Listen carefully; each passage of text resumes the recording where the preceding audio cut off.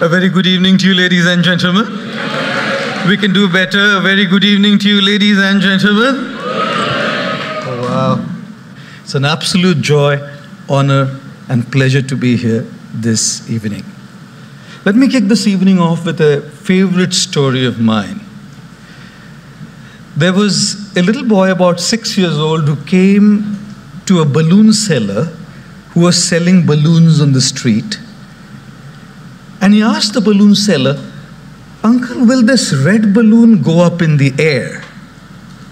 The balloon seller said, "Of course, it will." He said, "And the blue one?" 100% it will. "The pink one?" "Most certainly it will." And you know how kids can be. They can ask funny questions, and I give funny answers as well. A 4-year-old once came to a shopkeeper and said to the shopkeeper, "Girl," he said, "Uncle, मैं कैसी लगती हूँ?" 4-year-old girl. The shopkeeper said, "बहुत प्यारी लगती हो बिटिया." He said, "तो अंकल मैं बड़ी हो जाऊंगी तो आप मेरी शादी आपके बेटे से करेंगे?" The shopkeeper said, "जरूर करेंगे बिटिया." He said, "तो अंकल फिर अपने होने वाली बहू को एक फ्री डेयरी मिल्क नहीं देंगे?" Children, very innocent, charming, clever, smart. They can ask funny questions and they can give funny answers too. A teacher in class asked a 6-year-old, "Which state of India are you from?" He said, "I'm from Arunachal Pradesh, madam." She said, "Can you spell it for me?" He said, "I'm from Goa, actually." Who spells Arunachal Pradesh? Kids are kids, aren't they? This little boy asked, "Will the pink balloon go up? Will the red balloon go up? Will the black balloon go up? Will the blue balloon go up?" The exasperated balloon seller said, "Look, darling, the balloons don't go up in the air based on their colors. The balloons go up in the air based on what's filled inside of them. The gas, the air, that's what takes the balloons to the heights of success." Boys and girls, the class of 2023, we are all different colored balloons with different abilities, different skill sets, different backgrounds, different upbringings, different family cultures, different traditions, different opportunities, different resources, different challenges. We all have a very different outside.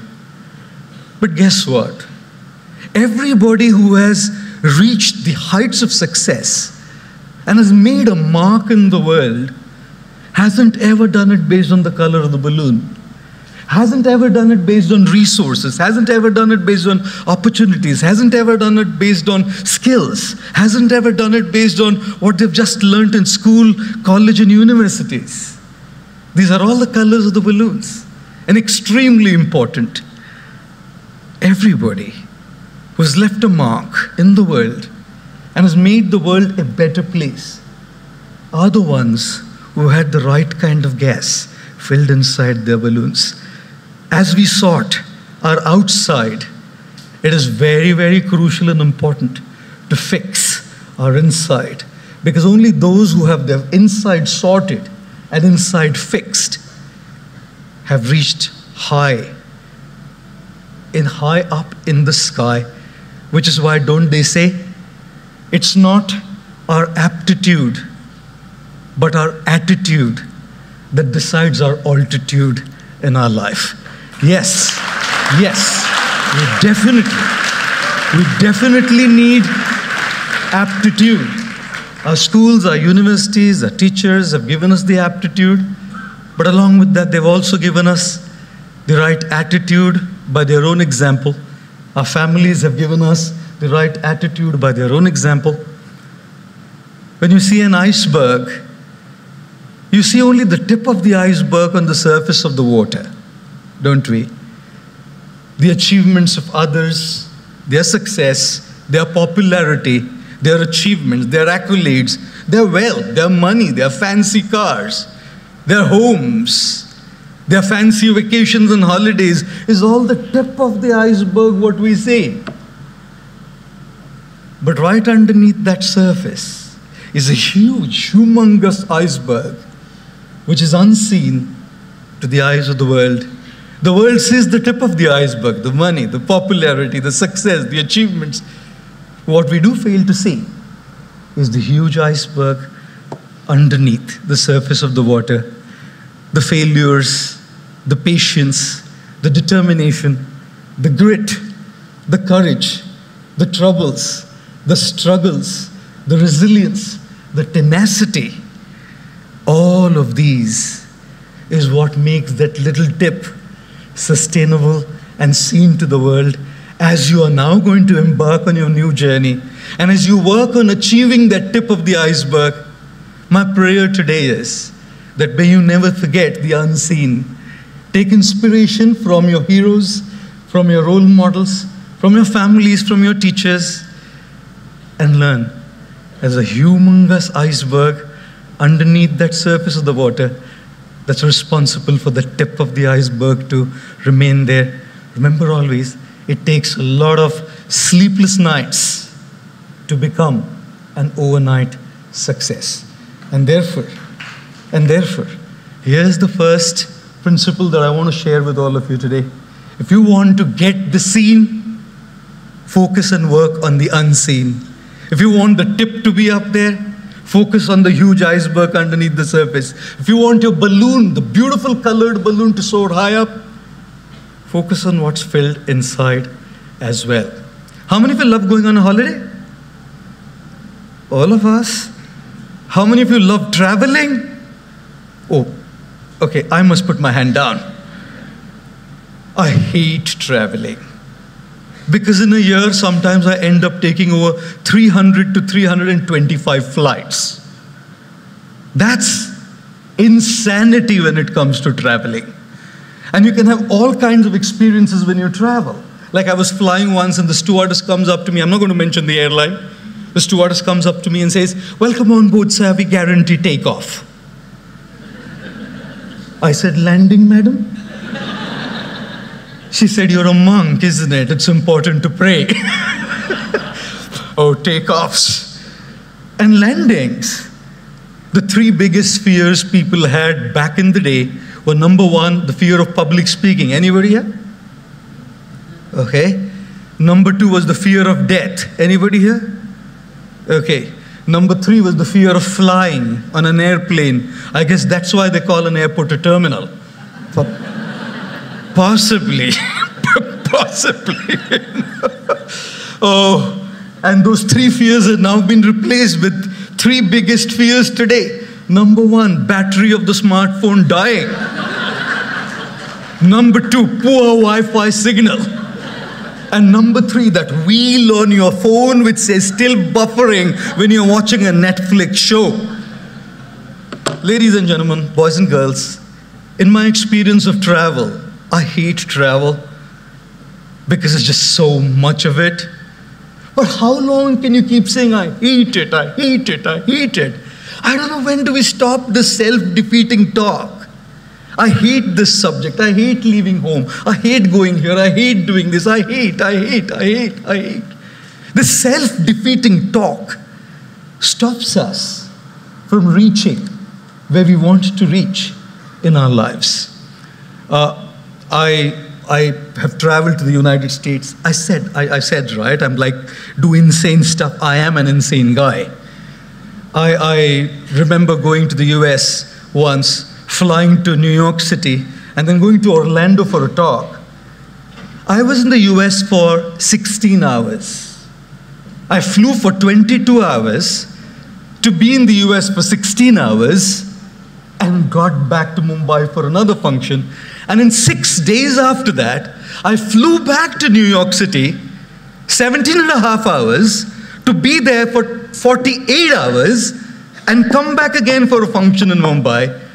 3 days after that, I flew back again to Chicago to be there for 36 hours to come back to Mumbai. And at the immigration, there was an Afro-American gentleman sitting there. He said, "Why don't you just stay, young man? You're just zipping in and out all the time." And guess what I learned? when you're traveling so much, 17 and a half hours of flight, Mumbai to New York. We're all looking forward to reach the destination when the flight lands. But in looking forward to the destination, very often, ladies and gentlemen, boys and girls, we forget to enjoy the journey. What a sheer waste of 17 and a half hours. If I say I hate flying, I don't hate this. I hate being on the flight. I hate this food on the flight. I hate being on the seat. I hate. And I'll only be happy when I land and I'm in New York City. I have wasted 17 and a half hours of my precious time. I have wasted my journey. What I want to share with all of you is, we move from one point to another point, go from one destination to another. You came here in the kindergarten, you moved to grade 1. Destination point A to B, in between the journey was 365 days. And you've been moving from one destination to another. Today, at the school, it's your final destination. You move out, now looking forward to your next destination. At Columbia, at NYC, at Yale, at Stanford, at Oxford. And what I do want to share with all of you is, destinations are important, but do not forget to enjoy the journey, because the journey to the destination is very long. And I've seen a lot of times that we become destination addicts and forget to enjoy. How many of you had a great time at DAIS? How many of you had a great time with your friends? How many of you enjoyed the journey? Okay, wow. Looks like I need to take my clothes off and come back, madam, to DAIS to experience this beautiful journey. I was sharing with her an interesting story. This is a class in London, 7-year-olds, and a teacher asked all the kids, what do you want to be when you grow up? Some of them said doctors, some of them said lawyers, some of them said actors, some of them said solicitors. One boy was quiet. The teacher turned to the boy and said, does it take that long to answer that question? Very thoughtfully, the boy said, when I grow up, madam, I want to be happy. The teacher said, boy, looks like you haven't got the question right. The 7-year-old said, ma'am, looks like you haven't got life right. Because if you would have gotten life right, you would know that everything that we do is wanting to be happy. And this answer was given by the legendary John Lennon of the Beatles group. Right? It was John Lennon who said this. You didn't get life right. And therefore, as you move from one destination to another, do not forget to enjoy the journey and be happy. How many of you failed in any exam ever in your life? Okay, some courageous souls raising their hands. A boy was once walking with his dad, college-going boy, and his friend messaged him, said, our college results are going to be out very soon. The boy messaged back saying, I'm walking with dad. If he picks the phone up, and he sees I've failed in any subjects, I'll be taken for a task. So let's communicate in code language. If I fail in one subject, say good morning to you, I'll understand. If I fail in 2, say good morning to you and dad, I'll understand. A couple of minutes back, he got a message saying, good morning to you, dad, family, and friends. Ladies and gentlemen, boys and girls, we all have had our own failures. We all have had our own disappointments. And as you embark on this new journey, you will have yours. Life is what it is. With all our dreams, with all our aspirations, with all our ambitions, life does what it does to us. And when failures do come, disappointments do come, we need something very incredible.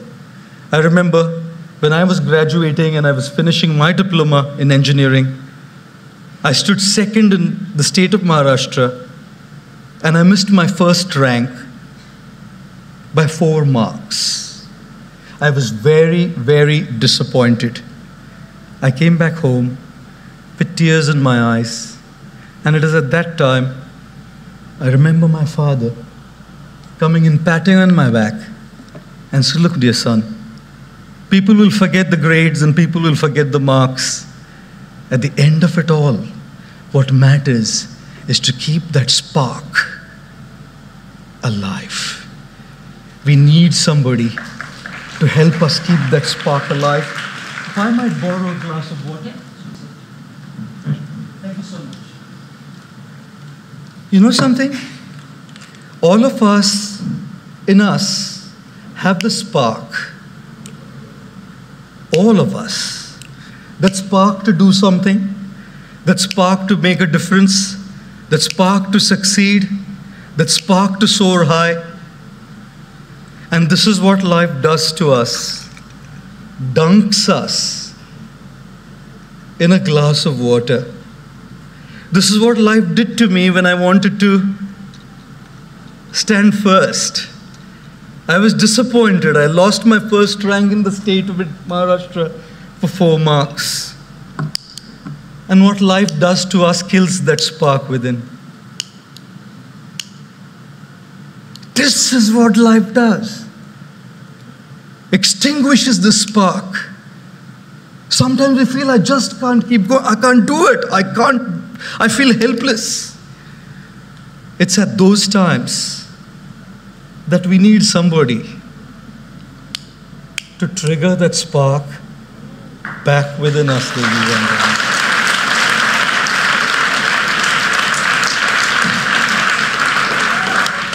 If you don't have this somebody, we'll be lost. For me, it was my dad. And I hate saying it. I disagreed with him. I didn't speak to him for 2 full years.